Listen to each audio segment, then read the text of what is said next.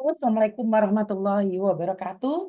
Berkat Tuhan mengalir atas hidup kita semua. Semoga semua makhluk hidup bahagia, baik yang nampak maupun yang tidak nampak. Terima kasih ya teman-teman. Selamat hari Minggu. Semoga berbahagia. Terima kasih sekali. Saya bangunnya telat nih. Suami dan anak saya sudah ada di kantor. Saya masih ada di rumah.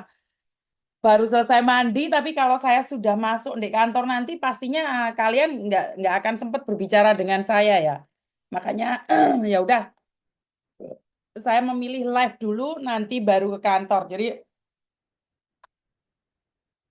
minta maaf ya teman-teman ya, yang udah di kantor ngantuk banget semalam itu ternyata saya tidurnya nggak tahu waktu ya, karena lihat lihat media sosial ya, itu terpengaruh dengan scroll scroll karena itu saya tuh paling wedi lek kon nyekrol nyekrol akhirnya gak iso turu. Waduh.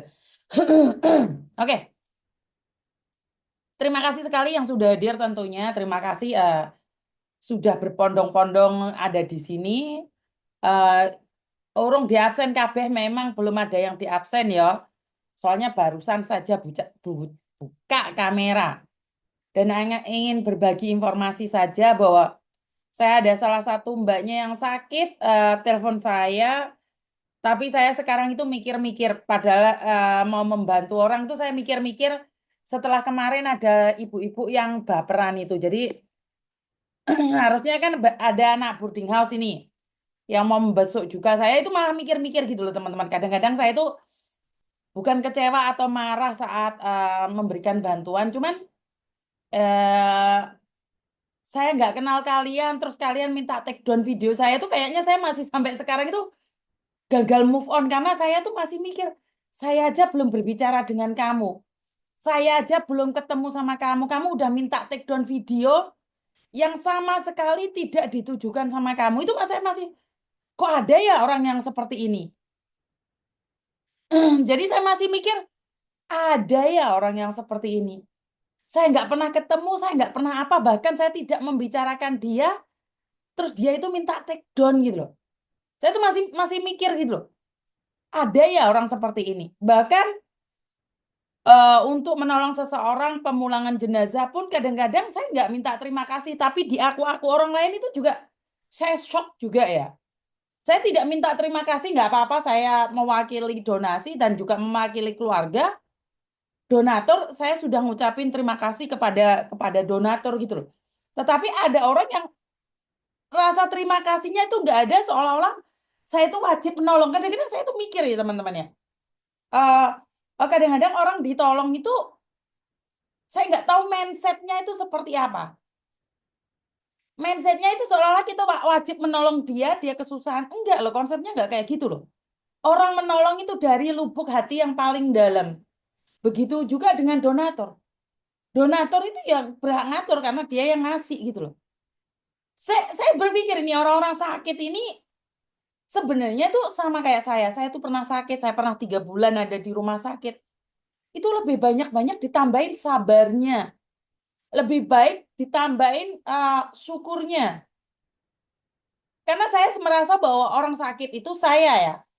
Merasa sudah deket banget. Walaupun orang sakit itu tidak ada janji dengan sebuah kematian. Tetapi saat kamu diberikan rezeki sakit, harusnya tepuk dada tanya selera gitu loh. Maksud saya adalah sing sehat aja iso gak enek umur ya, apalagi yang sudah posisi sakit kronis. Saya sangat-sangat ngenes sekali saat orang ngajak guyonan sama orang sakit. Itu saya nggak suka orang sakit kayak guyonan itu nggak suka saya tuh. Tetapi lewang loro terus gak duwe rasa matur nembah nuwun mbek wong sing di sekitarnya. Orang itu akan rasa empatinya hilang loh, teman-teman. Kalau ada orang membantu bukan ingin dihargai, tetapi orang usah mencak-mencak, apalagi itu bukan buat kamu. Bener nggak sih? Jadi kalau kalau konten itu bukan buat kamu, jangan dipakai. Sepatu dan sandal itu tidak disediakan oleh kamu untuk kamu. Jangan dipakai. Bener nggak sih? From Germany, Thomas ngapain itu ke sini itu? Bu Nuri, pripun kabar ini Bu Nuri ini dikasih ujian sakit. Sabare malah bantu wong liya padahal dhek sendiri itu sakit. Kan keren toh. Ora sakit malah mencak-mencak. Ya lek umure dawa, lek ora. Hei, saya heran, suka heran dengan orang-orang yang sakit tapi nafsunya masih membesar. Apalagi yang sehat adigang adigung. Mula soro sing loro. Saya awal mulanya itu nggak tahu loh kalau konten saya itu ada yang baper itu saya nggak tahu. Bener, saya nggak bener-bener nggak paham kalau konten itu diberikan untuk orang lain saat saya pergi ke Princess Margaret dan ada orang di rumah sakit lain yang baperan anaknya. Saya nanya, emangnya kamu petentang-petenteng di atas mobil? Mobilmu oleh utangan. Terus mbokmu kuwi lara apa? Mbokmu apa yang di Princess Margaret? Jangan merasa bahwa konten ini ditujukan ke kamu. Konten ini saya taruh di platform media sosial saya. Gak usah baper. Lah kok rame karo tonggone dhewe, karo dulur-dulure. Ngomong sama Miss Yuni minta di take down. Oh, konsepnya apa? Leres napa mboten? Mangkane lek jek cilik aja kok ken makan wafer. Nek wis tuwek dadi baper. Kok gemes aku jek ambek wong sitok iki. Dan mbaknya yang sakit itu, yang di Margaret hari ini keluar dari rumah sakit ya teman-teman ya. Dan anaknya sempat ngobrol sama saya. Anaknya meminta maaf dengan gayanya yang ugal-ugalan tersebut. Dan dia sempat berkata sama saya bahwa eh Miss Juni, sebenarnya saya itu sudah siap untuk nggak ada umur. Saya nanya kenapa Bu? Soalnya kalau saya eh, meninggal di luar negeri, saya kan punya BPJS, anak saya kan masih bisa kuliah. Oh alah Bu, Bu. Jadi sampean iki mau loro pingin gak enek umur di luar negeri karena ono BPJS ben podo karo Mbak Srining sih. Lah ya apa gak kaget aku rek. Kok iso ngono lho. Jarene demi BPJS. Aku lek gak enek umur anakku kuliah kan dibiayai oleh BPJS. Masalah Bu. Kenapa aku iki bahas ini? Otak saya tuh nggak nyampe di situ. Kok iso uteknya kemerungsung gitu loh. Ternyata karena mereka berpikir sekeluarga itu ngomong, lek mati di luar negeri kan ono BPJS. Lah yo kaget aku. Iki kok sing Lampung baper meneh loh. Aku gak nyinggung awakmu loh ya, yang Lampung ya. Karena itu saya kalau terima telepon nggak live itu gak valid gitu loh. Apa yang saya omongkan ini orang valid. Jadi asal mula cerita ibuke konteng kerja walaupun loro kuwi mau ngarep no BPJS. Aku udah garis bawahi loh. Yang Dek Lampung jangan baper karena saya tidak membicarakan kamu ya. Saya nggak tahu otak kamu sama atau enggak ya. Engko marah-marah kongkon take down videoku. Jadi tapi syukur alhamdulillah ya. Barusan telepon saya tadi bahwa dia ternyata sembuh. Bukan sembuh, maksudnya habis operasi. Operasinya tuh tanggal ketemu saya itu habis operasi ternyata dia itu. Selesai ketemu saya tuh ternyata dia habis operasi. Jadi maksud saya teman-teman ini nggak masuk di logika ya. Karena kontennya Mbak almarhum Mbak Sriningsih yang kemarin saya perjuangkan untuk BPJS, ternyata itu orang-orang sakit punya pikiran ya udah nggak apa-apa sakit aja meninggal aja. Nanti kan ada BPJS yang mengcover anak saya kuliah. Kebayang nggak saya marah atau ketawa? Saya tuh bersyukur dia sembuh atau saya bersyukur enggak saya nggak tahu saya harus bersyukur karena dia sembuh atau bagaimana?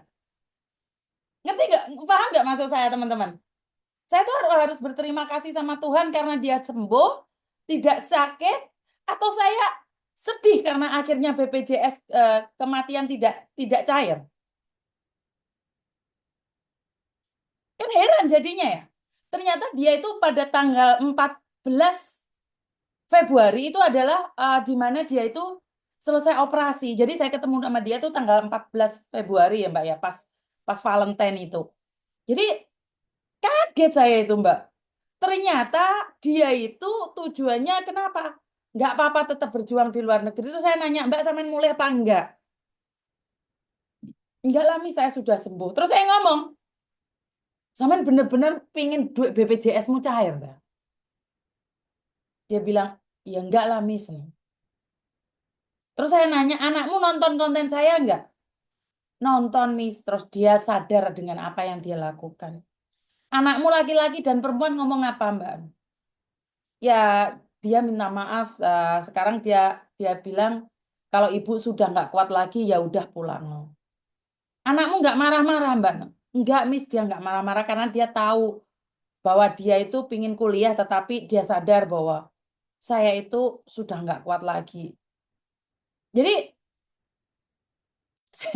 saya tuh nggak tahu Mbak, sama ini itu sembuh saya harus bersyukur alhamdulillah atau seperti apa? Nggak masuk akal kan? Karena kalau BPJS ketenagakerjaan itu nggak bisa cair kalau kamu sakit. Tetapi kalau kamu meninggal itu cair. Cairnya apa? Cair untuk asuransi kematiannya 85 juta dan juga cair untuk asuransi pendidikan anaknya. Jadi utek kuwi gak mikir sak dawane ngono kuwi lho, Rek.